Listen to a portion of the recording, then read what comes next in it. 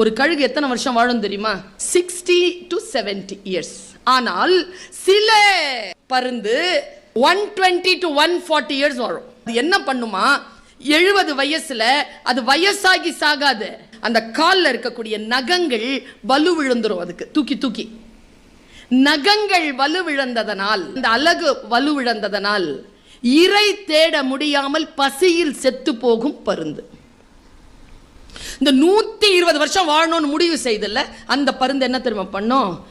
60-70 வயசுல சாவு வந்துருச்சு, தான் சாப்பிட முடியாது, இனிமேல் இரை தேட முடியாது, கண்ணு மட்டும் அதுக்கு பலவீனமே ஆகாதாங்க.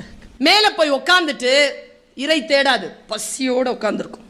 உட்காரும் போது என்ன செய்யும்? தன்னுடைய காலில் இருக்கக்கூடிய நகங்கள் எல்லாம் பிச்சு போட்டுரும்.